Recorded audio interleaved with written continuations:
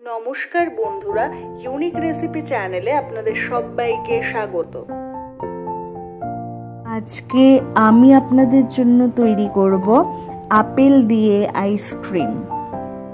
আমি আপেলের আইসক্রিম তৈরি করার জন্য 3টে আপেল নিয়েছি। আপেলগুলোর খোসা ও বীজ ছাড়িয়ে স্লাইস করে কেটে নেব। একটা মিক্সিং জারে আপেলের টুকরোগুলো দিয়ে দিচ্ছি।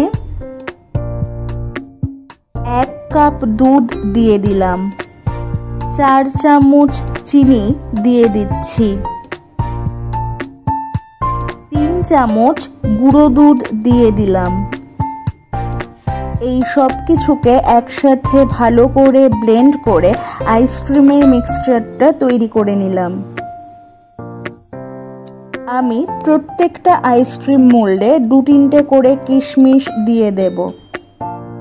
এখন আমি মোল্ডের ঢাকনাগুলো বন্ধ করে দিচ্ছি।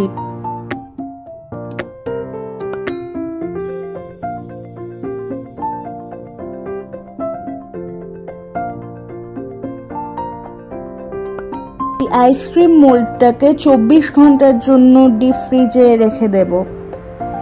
24 ঘন্টা পরে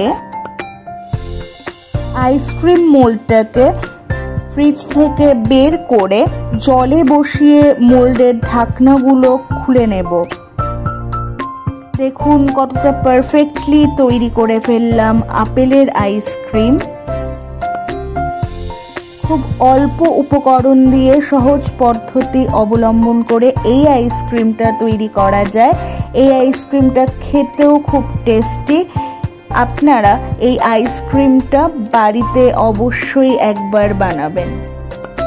যদি আমার রান্না আপনাদের ভালো লাগে তাহলে প্লিজ লাইক, কমেন্ট এবং শেয়ার করবেন আর আমার চ্যানেলটাকে সাবস্ক্রাইব করবেন।